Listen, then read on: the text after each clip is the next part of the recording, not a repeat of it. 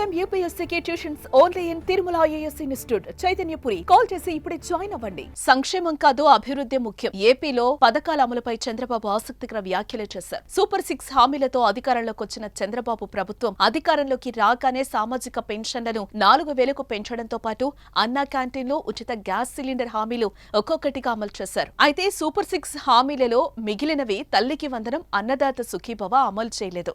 దానికి కారణం ఆ పథకాలకి ప్రభుత్వం దగ్గర డబ్బులు లేకపోవడమే. ఇదే విషయాన్ని గణాంకాలతో ప్రజలకు అర్థమయ్యేలా చంద్రబాబు చెప్పారు.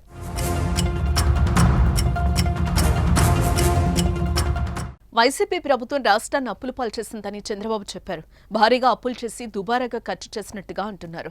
గత 5 ఏళ్లలో వచ్చిన ఆదాయం ఏం చేశారో తెలీదు. మంచి రాష్ట్రాన్ని ఆర్థిక ఇబ్బందుల్లోకి పడేశారు. ఏపీని అప్పుల ఊబిలోకి నెట్టేశారు. తెచ్చిన అప్పుల్లో కనీసం 50% క్యాపిటల్ ఎక్స్పెండిచర్ కు పెట్టాలి.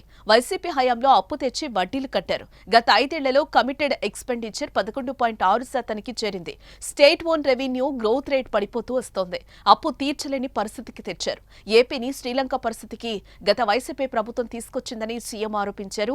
రాష్ట్ర ఆర్థిక పరిస్థితి బాగలేకపోతే ప్రజలకు ఇబ్బందులు తప్పవన్న ఆయన అమరావతి, పోలవరం స్టీల్ ప్లాంట్ కోసం కేంద్రం ఇచ్చిన నిధులను సంక్షేమ పథకాలకు మళ్లించలేమని తెలిపారు. రాష్ట్ర ఆర్థిక పరిస్థితి సద్దుమణిగిన వెంటనే తల్లికి వందనం, అన్నదాత సుఖీభవ పథకాలు అమలు చేస్తామని చెప్పారు చంద్రబాబు.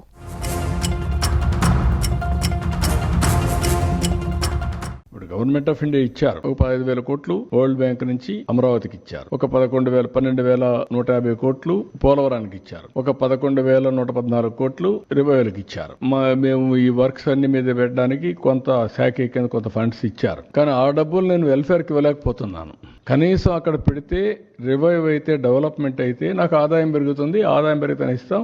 ఇంకొంచెం ఫ్లెక్సిబిలిటీ కోసం ఆలోచిస్తున్నాం. ఎక్కడ ఫ్లెక్సిబిలిటీ వస్తే అక్కడ అవసరమైతే బారో చేసైనా సరే I want give my commitments. తల్లికి వందనం గానీ, లేకపోతే రైతులకు ఇవ్వాల్సిన రైతు భరోసా గానీ ఐ వాంట్ గివ్ ఇట్. ఏది రైతు అయినా అవస్థపడాలి, గవర్నమెంట్ అయినా అవస్థపడాలి. నాకు ఫ్లెక్సిబిలిటీ ఉంటే నేను అవస్థ తీసుకోవడానికి సిద్ధంగా ఉన్నా. I will give it. ఆ ప్రయత్నంలోనే అనునిత్యం ఉన్నాం.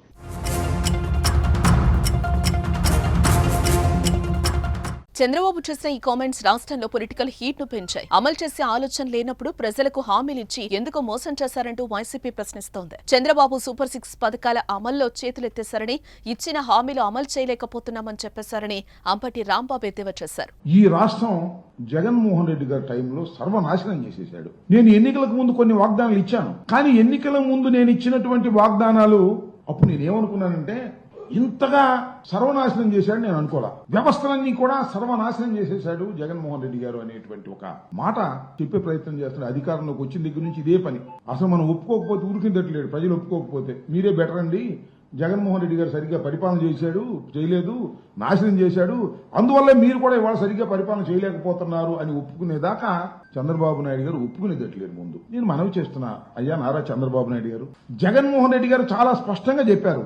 చంద్రబాబు నాయుడు గారు చేసేటటువంటి వాగ్దానాలు నెరవేర్చలేనివి, దానికి కావాల్సినటువంటి ఫైనాన్షియల్ సపోర్ట్ ఈ రాష్ట్రంలో లేదు, నేను 5 సంవత్సరాలు పరిపాలన చేశాను అని లెక్కల వారీగా అన్ని వివరంగా చెప్పారు.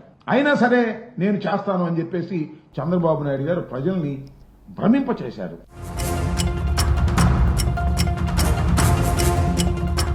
వైసీపీ విమర్శలకు టీడీపీ కౌంటర్ ఇస్తోంది. మీ ప్రభుత్వం కారణంగానే రాష్ట్రానికి ఈ పరిస్థితి దాపురించిందని తమ్ముళ్లు అటాక్ చేస్తున్నారు. మొత్తానికి మరోసారి ఏపీ పాలిటిక్స్ రసవత్రంగా మారాయని చెప్పుకోవచ్చు.